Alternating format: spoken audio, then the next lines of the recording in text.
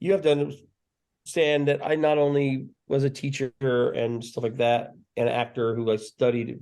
I was in the when I had a character, I learned everything that could be known about that character. And then I was also a minister for a long time, so I can't help but look to have. I've now my some of my minister stuff kicks in where like I even went and looked up the etymology of the word influence, right?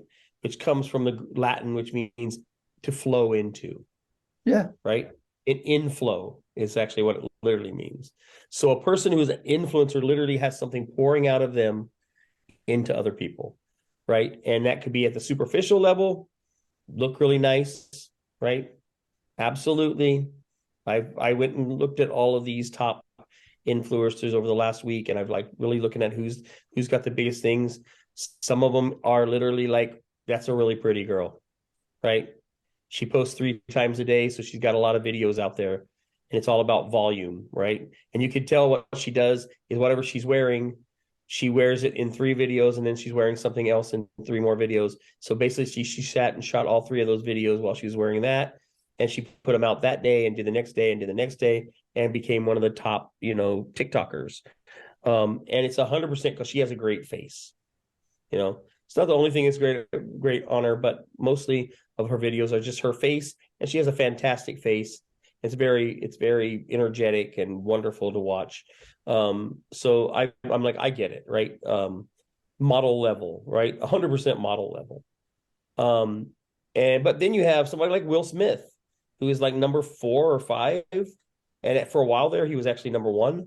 Really? But All right. I would say Will Smith is much higher on a level than a model. He's definitely all the way at least to the mentor level, honestly.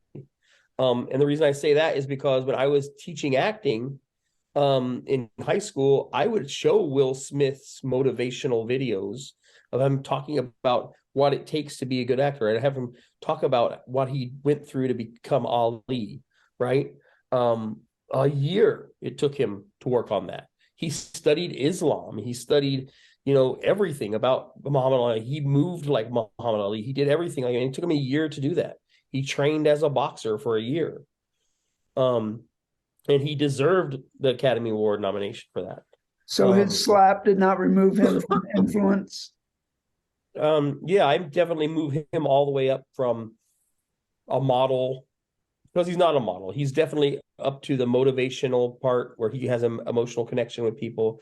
He definitely has this mentorship level. And yes, the slap is a good example of he still had influence there, right? That was influence. Positive, negative was probably negative Whatever. influence. Yeah. But does he have the ability to turn that around? Absolutely. Yeah. Right. Because he was protecting. Yeah. I'm not going to get into that, but I'm going to say that why he did it doesn't matter. But can he turn around that influence and be positive again? He's always, to me, I've always seen him as a pretty positive influencer, right? Yeah, he As a was emotional. right. Um, he's always had like really great things to say. Like I said, I made sure every year I taught a theater class, I showed them his interview at the actor studio, um, because it was great. Even though he totally gave the wrong definition of what's that anti-disestablishmentarianism. He said that was his favorite word, and then when they asked him how to define it, he totally defined it wrong. But that's okay. Like literally, he defined it as the opposite of what it is. Um, but I don't care. I never told any of my students that his definition was wrong because I didn't want to take any credibility for all the other great things he said about just the work ethic he has. Right, he has an amazing work ethic as an actor, um, and but that influence is fantastic, right? So you definitely have those people that have this level of influence that is um not just of course, now let's divorce it from the things we've been talking about. What do you think if I'm a business, what do I consider an influencer? Wait, still was there? that question to me? Yeah. You tell me what you think of now from a purely business point of view, which is what most people think of influencers. And I really, for a long time, I didn't like the word influencer because of this, right? I liked content creator, and then I started realizing that content creators was actually, so in some ways, a more negative thing than I thought of what influencer meant. What does a company think of as an influencer? What do they call an influencer? As an interesting perspective. Good company wise would be somebody who can make the company money, right? Yeah. As far as an influencer, or advertise to, which would then be somebody who could bring in customers, right? Yeah. So their only influence they're concerned with, and I believe that this is why I didn't like it, and I have to change my mind, is their only influence they were concerned is how many people they could influence to buy their product. Absolutely. Download their app. That's all they care about. Yeah. And I think we've fallen into that danger sometimes. Absolutely. Right. We've thought about a person as an influencer by how many people they have following them. Right. How many users they can bring to us, right? Yeah. Sadly, that's what value they are to us. Yeah, I mean, our recent thing, and I don't want to say what we did unless how it works out, but our recent thing we had in the conversation that we had recently with a very top influencer, maybe the top influencer. Yeah, and we can share on the sheer positive. Yeah, on the sheer money wise business side, he said if he tells his followers to download your app, you're going to get 100,000 app downloads. He can literally just say it and it's going to happen. Yeah. And that's what I think most people think of an influencer is how many people can I get to do what I want them to do? Yes. Right. And I want to kind of change that mindset a little bit. Yeah. Yes, that's important. Because yes, if that person joined with us, could get us 100,000 users, like it would change everything.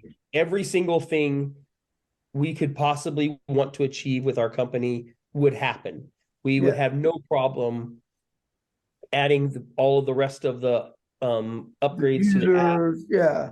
The money, everything will come with doing that. The production level stuff we want to do, the contests we want to do, all that stuff would be there because of those 100,000 downloads, right? Yep. And if literally everybody, even if the 1,000 people that are probably going to see this would download our app, it would be a big jump, right? Yeah. But if a person influencer wise could say download their app and we could get 100,000, yeah, it's a game changer, right?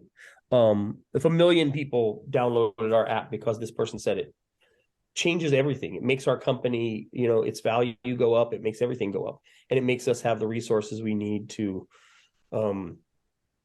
do everything we want to do and everything we've wanted to achieve with this company. Right. For the betterment of everybody. Right. Yeah, and we want to do it for the betterment of everybody. But I think too often people think of this person's an influencer because they're only thinking about that. Right. Right. I think that might also have a lot to do with why you have so much of this kind of pushback in advertisers and a lot of the advertising problems, because now they're saying, what kind of influence does this person have? Yes. I don't want to advertise with this person because I don't like their influence. Because you don't like the type of people they deal with. Yeah, right? they attract, or what they're saying, how does their influence attract fire to me as an advertiser for them. Right. They say this thing that is, not politically correct, or they say this thing that is not following the current political climates, government, what the government wants. Yeah, they want. And they don't want that backlash. And now it's getting hot in here. What a great air conditioning system we got. Did you close the door? Is that why? Yeah. The heater's on if you close the door in there. And it's either freezing or it's hot. Yeah. But yeah, so I mean, that's the thing though, is what influence you have starts dictating this monetary value. I mean, I could tell you, we had that kid has like 1 million followers who did a TikTok video with our shirt on, and we ended up with 500, like that, almost instantly. We had 500 followers. Yes. We've had to work for the other. So you think 500. just having the shirt on will get 500 followers? You think we got Yeah, if we can get 500 people to watch this video.